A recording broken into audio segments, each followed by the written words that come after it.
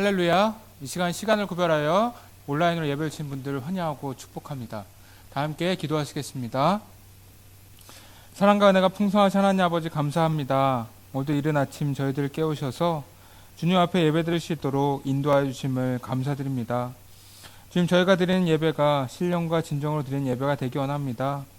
그래서 저희의 마음이 언제나 주님을 바라보게 하시고 말씀과 기도를 통하여 주님을 처음 만났을 때의 기쁨을 다시 회복할 수 있도록 인도하여 주시옵소서. 이제 말씀을 듣습니다. 말씀을 전하는 자와 말씀을 듣는 모든 성도님들이 함께 은혜 받고 변화되는 귀한 시간 될 수 있도록 인도하여 주시옵소서. 이 모든 말씀 살아계신 예수님의 이름으로 기도드립니다. 아멘. 오늘 우리에게 주신 하나님의 말씀은 사무엘상 19장 1절에서 7절까지의 말씀입니다.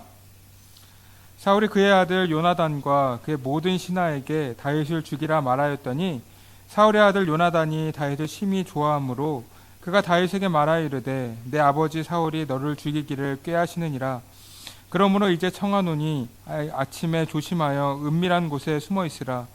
내가 나가서 내가 있는 들에서 내 아버지 곁에 서서 내 일을 내 아버지와 말하다가 무엇을 보면 내게 알려주리라 하고, 요나단이 그의 아버지 사울에게 다윗을 칭찬하여 이르되 원하건대 왕은 신하 다윗에게 범죄하지 마옵소서.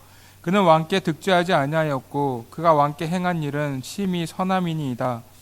그가 자기 생명을 아끼지 아니하고 블레셋 사람을 죽였고 여호와께서는 온 이스라엘을 위하여 큰 구원을 이루셨으므로 왕이 이를 보고 기뻐하셨거늘 어찌 까닭없이 다윗을 죽여 무죄한 피를 흘려 범죄하려 하시나이까.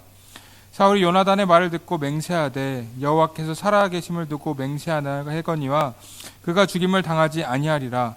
요나단이 다윗을 불러 그 모든 일을 그에게 알리고 요나단이 그를 사울에게로 인도하니 그가 사울 앞에 전과 같이 있었더라.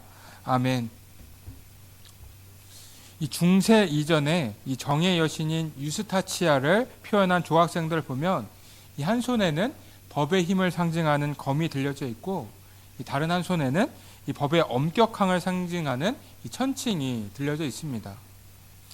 근데 그 상징이 중세 이후에는 하나가 더 추가가 되었는데요. 바로 법의 공정함을 상징하는 눈 가리개입니다.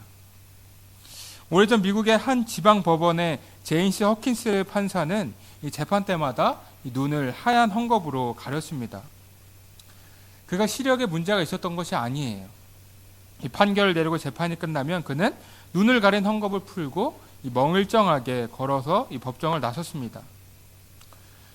그가 재판을 할 때 눈을 가린 이유는 유스타치아 여신상이 눈 가리개를 한 이유와 같았습니다. 그는 이렇게 말합니다. 내가 법정에 들어설 때 눈을 가리는 이유는 사람들을 보지 않기 위해서입니다. 원고나 피고 혹은 증인 중에 단 한 명이라도 내가 아는 사람이 있다면 나 자신도 모르게 판결에 영향을 받을 수 있기 때문입니다. 우리가 잘 아는 속담 중에 이 팔은 안으로 굽는다라는 말이 있죠. 이 표현은 이 사람의 팔이 자연스럽게 안쪽으로 굽는 것처럼 누구나 이 자신과 가까운 사람이나 친한 사람을 더 챙기고 편을 든다는 의미입니다. 즉 공정성보다도 이 관계에 초점을 맞추게 되면서 옳지 못한 판단을 할 때가 많다는 거예요. 우리도 이러한 때가 많지 않습니까? 우리는 우리에게 친한 사람의 잘못을 눈 감아줄 때가 많이 있어요. 이 서로 관계 때문입니다. 그러나 우리가 개인적인 감정에 따라 좌우된다면 이 사회 질서가 이 뿌리가 흔들리는 일이 발생할 수도 있습니다. 그렇게 우리는 이 때로는 이 자신의 눈을 가리고 이 하나님께서 우리에게 바라시는 올바른 방향이 무엇인지 생각해 봐야 합니다. 그렇게 생각하며 나아갈 때 우리는 주님께서 원하시는 길을 살아갈 수가 있는 거예요. 오늘 본문의 말씀을 보시면 이 사울이 본격적으로 다윗을 죽이려고 하는 것을 볼 수가 있습니다. 지금 사울은 이 다윗을 보면서 위기감을 느끼고 있어요. 이 다윗이 골리앗을 쓰러뜨리고 블레셋과의 전투에서도 계속 승리를 하지 않았습니까? 그런 다윗을 보고 여인들이 노래를 만들었는데 사울이 죽인 자는 천천히고 다윗이 죽인 자는 만만이라는 가사를 붙였습니다. 그래서 사울은 다윗이 사람들에게 점점 인정을 받고 인기가 높아지는 모습을 보면서 이 왕으로서 위기감을 느끼게 되었어요. 이전엔 다윗이 자랑스럽게만 여겼지만 이제는 다윗이 자신의 왕권을 위협하는 사람으로 성장하였기 때문에 그를 경계하기 시작했다는 것입니다. 1절을 보시면 이 요나단을 비롯하여서 사울이 자신의 신하들을 모두 모아놓고 다윗을 죽이라고 말하는 것을 볼 수가 있습니다. 지금 사울은 이 자신의 왕권을 지키기 위해 그리고 자신의 후손들에게 이 왕권을 세습하기 위한 욕심에 사로잡혀 있었던 거예요. 그런데 여러분, 이 사울이 이스라엘 왕으로 세워지긴 했지만 이스라엘은 사울의 나라가 아닙니다. 이스라엘은 하나님의 나라이고 이스라엘 백성들은 하나님의 백성이에요. 하나님께서는 사울을 대리자로 세워주신 것이지 이스라엘의 진정한 왕이자 주인은 바로 하나님이셨다는 것입니다. 그런데 사울은 지금 이스라엘을 자신의 것이라고 생각했다는 거예요. 하나님께서 원하신 대로 이스라엘을 통치하라는 것이 아니라 자신의 왕권을 지키기 위해서 살아가려고 했던 것입니다. 즉 자신의 욕심을 채우기 위해 다윗을 죽이고자 했다는 거예요. 이것이 바로 하나님을 떠난 사람들의 모습입니다. 욕심과 욕망에 차서 하나님은 보이지 않고 자신만을 위해서만 살아간다는 거예요. 그렇기 때문에 그는 수단과 방법을 가리지 않고 불의한 일을 행하려고 했던 것입니다. 여러분, 지금 다윗은 죄가 없는 상황입니다. 다윗이 사울을 죽이려고 했던 것도 아니었고 나라에서 이 흉악한 범죄를 저지르지도 않았어요. 오히려 이스라엘을 하나님의 능력으로 몇 번이나 구한 영웅입니다. 이 죽일 수 있는 명분이 전혀 없는 이 의로운 사람이었다는 것입니다. 그런데 그러한 사람을 사울은 그저 죽이려고만 하고 있어요. 이것은 이제 사울이 하나님을 두려워하지 않고 하나님이 보이지도 않았다는 것을 의미하는 장면입니다. 그래서 사울은 요나단을 비롯하여서 자신의 신하들을 모두 불러서 다윗을 죽이라고 명령을 하는 것입니다. 근데 여러분, 이 18장을 보시면 요나단이 다윗과 언약을 맺는 이 막연한 사이 아닙니까? 이 보통 주적을 제거하려고 할 때 자기 사람들을 모으지 그 사람과 친한 사람을 모으지는 않잖아요. 이 사울 자신이 세운 계획이 탄로 날 수도 있기 때문에 다윗과 친한 이들에게는 비밀로 하는 것은 원래는 이 당연한 일일 것입니다. 그럼에도 사울은 요나단을 불렀어요. 그를 부른 이유는 요나단이 자신의 아들이었기 때문입니다. 사울은 요나단이 다윗과 좋은 관계를 맺고 있더라고 하더라도 이 가족인 자신을 따를 것이라고 생각했던 것입니다. 우리도 사울처럼 생각하지 않을까요? 아까도 말씀을 드렸지만 이 팔은 안으로 굽는 법이잖아요. 우리도 만약 가족과 친구 중에 선택을 하라고 한다면 이 대부분이 가족을 택할 것입니다. 아무리 친한 친구라고 해봐야 자신의 가족만큼 중요하다고 생각하는 사람은 없기 때문이에요. 뿐만 아니라 사울은 요나단도 자신처럼 두려움과 불안을 느끼고 있을 것이라고 생각했을 것입니다. 다윗이 승승장구하는 것은 요나단의 입장에서도 좋지 않은 일 아닙니까? 다윗이 사람들에게 인정을 받으면 받을수록 사울과 요나단의 권위는 떨어질 수밖에 없습니다. 이 다윗이라는 새로운 영웅이 등장을 했기 때문에 나라가 다윗에게 넘어갈 수도 있는 상황이었다는 것입니다. 그렇기 때문에 사울은 요나단이 자신에게 동조할 것이라고 확신을 했다는 거예요. 그러나 요나단은 어떻게 행동합니까? 요나단의 마음은 변하지가 않습니다. 그는 다윗에게 사울의 계획을 알려주고 있어요. 요나단의 마음은 이미 다윗에게 기울었음을 볼 수가 있습니다. 여러분, 다윗이 점점 강성해지게 되면 이 사울의 세력은 약해질 수밖에 없는 구조입니다. 즉 요나단이 설 수 있는 자리도 없어지는 것을 의미해요. 그렇다고 한다면 자신을 지키기 위해서라도 아버지인 사울의 편을 들어야 합니다. 그럼에도 요나단은 자신의 안위를 생각하지 않고 다윗을 돕는 것을 택하였어요. 즉 사랑과 희생의 전신이 있었다는 것입니다. 여러분, 신약 성경에서도 이러한 인물이 있지 않습니까? 바로 세례 요한입니다. 요한복음 3장 30절을 보시면 이 세례 요한이 제자들에게 이렇게 말합니다. 그는 흥하여야 하겠고 나는 쇠하여야 하리라. 이 세례 요한은 그때 당시만 하여도 모든 사람들에게 인정을 받는 이 선지자였어요. 이 하나님께서 함께 하시는 선지자라는 권위가 있었다는 것입니다. 그런데 예수님이 등장을 하게 되면서 그의 권위가 약해지기 시작을 했습니다. 이를 보고서 세례 요한의 제자들은 불안했어요. 그래서 이 세례 요한에게 찾아가서 예수님의 인기에 대해 불만을 표하는 것을 볼 수가 있습니다. 이 제자들은 세례 요한이 앞으로 나서서 이스라엘을 이끌어 주기를 바랬다는 것입니다.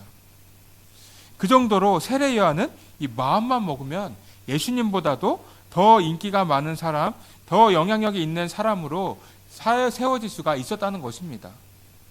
그러나 그는 예수님에 대해 시기하는 제자들에게 오직 예수님만이 흥해야 한다고 말씀하고 있어요. 그는 예수님께서 하나님께서 보내신 메시아이심을 확신하였기 때문에 그렇게 말했던 것입니다. 즉 자신이 무슨 일을 해야 하는지 알고 겸손한 마음으로 주님을 높였다는 거예요. 지금 이 요나단도 마찬가지입니다. 그는 하나님께서 이 사울을 버리셨다는 것을 알고 있었어요. 이 요나단도 다윗과 비슷한 믿음을 가지고 있는 사람 아닙니까? 그렇기 때문에 지금 자신의 아버지인 사울이 하나님께서 원하시지 않는 방향대로 나아가고 있다는 것을 알고 있었어요. 그렇게 그는 다윗을 살리려는 선택을 합니다. 자, 4절입니다. 요나단이 그의 아버지 사울에게 다윗을 칭찬하여 이르되 원하건대 왕은 신하 다윗에게 범죄하지 마옵소서. 왕께 득죄하지 아니하였고 왕께 행한 일이 심히 선함이니이다. 지금 사울은 다윗을 죽이려고 하지 않았습니까? 그래서 요나단은 다윗을 죽이는 일은 부당한 일이라고 하면서 사울을 설득하고 있어요. 지금까지 다윗이 한 일은 무엇입니까? 자신의 생명을 아끼지 아니하고 이스라엘과 사울을 위해 이 충성을 다했다는 것입니다. 그렇게 만약 이 다윗이 불의하게 목숨을 잃는 경우가 생긴다면 이 하나님께는 죄를 범하는 일이라고 사울에게 알려주고 있는 거예요. 그렇게 강력히 다윗을 변호했을 때 어떠한 일이 발생합니까? 이 사울의 마음이 변하게 되는 것을 볼 수가 있습니다. 6절입니다. 사울이 요나단의 말을 듣고 맹세하되 여호와께서 살아계심을 두고 맹세하거니와 그가 죽임을 당하지 아니하리라. 여기서 사울이 했던 맹세는 요나단을 일시적으로 속이기 위한 맹세라고는 볼 수가 없어요.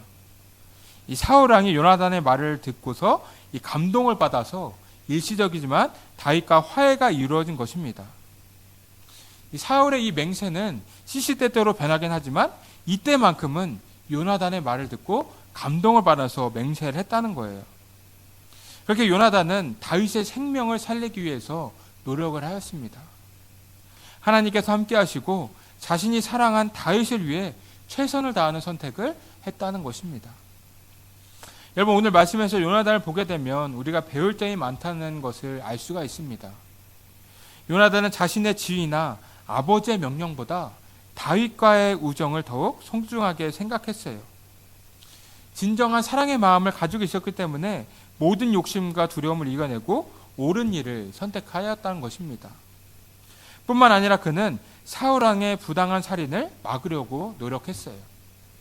사울은 아무런 죄가 없는 다윗을 이 수단과 방법을 가리지 않고 죽이려고 하지 않았습니까? 이러한 일은 하나님께서 보실 때 악한 행위라는 것을 알았던 것입니다. 그래서 요나단은 다윗의 무죄와 충성심을 이 사울에게 변호하면서 이 정의의 목소리를 냈던 거예요. 이러한 모습이 하나님의 자녀들의 모습인 것입니다. 여러분, 요나단이 이렇게 올바른 선택을 할 수 있었던 이유는 그의 마음 가운데 하나님이 계셨기 때문이에요. 그는 하나님과 동행하는 삶을 살려고 했고 주님의 말씀에 순종하는 삶을 살려고 했기 때문에 주님께서 원하시는 사랑과 정의의 삶을 실천할 수가 있었던 것입니다. 주님께서 우리에게 바라시는 삶 또한 이러한 삶일 거예요. 세상에서 하나님의 정의와 공의를 지키고 주님께서 원하시는 올바른 선택을 해야 한다는 것입니다. 그것이 주님께서 자녀들에게 바라시는 믿음의 삶인 거예요. 여러분, 요나단은 사울의 말을 듣고 다윗을 죽이는 선택을 할 수도 있었습니다. 요나단이 왕권의 욕심을 내었다고 한다면 다윗은 자신에게 있어 가장 위협적인 존재이기 때문에 반드시 제거해야 하는 대상이었습니다. 그러나 그는 그러한 선택을 하지 않았어요. 다윗을 너무나도 사랑하였고 그 일이 주님께서 보실 때 악한 일이라는 것을 알았기 때문입니다. 여러분, 우리도 올바른 선택을 하기 위해서는 가장 먼저 하나님께서 원하시는 방향이 무엇인가 생각해 봐야 합니다. 그래야 우리는 요나단처럼 올바른 방향을 선택할 수가 있는 것입니다. 여러분들이 모두 요나단처럼 올바른 선택을 하셔서 예수님께서 원하시는 사랑과 정의를 실천해 나가시기를 주님의 이름으로 축복합니다. 이 시간 함께 기도하겠습니다. 첫 번째로 기도할 기도 제목은 우리가 요나단처럼 올바른 선택을 하는 자녀들이 되게 해달라고 기도해 주시고, 두 번째 우리에게 연락하신 분들과 많은 분들의 건강을 위해서 기도해 주시기 바랍니다. 마지막 세 번째로는 우리 교회 다음 세대들의 믿음의 성장을 위해 기도해 주시기 바랍니다. 기도하겠습니다.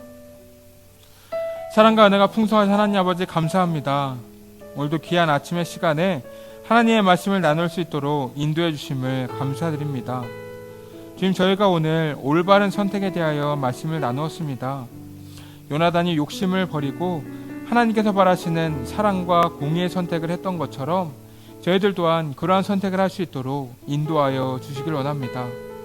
우리에게 있어서 중요한 선택의 시간이 찾아왔을 때 하나님께서 원하시는 삶이 무엇인지 먼저 생각해보고 나아갈 수 있도록 인도하여 주시옵소서. 그래서 주님께서 원하시는 올바른 선택을 하는 귀한 자녀들이 다 될 수 있도록 인도하여 주시옵소서.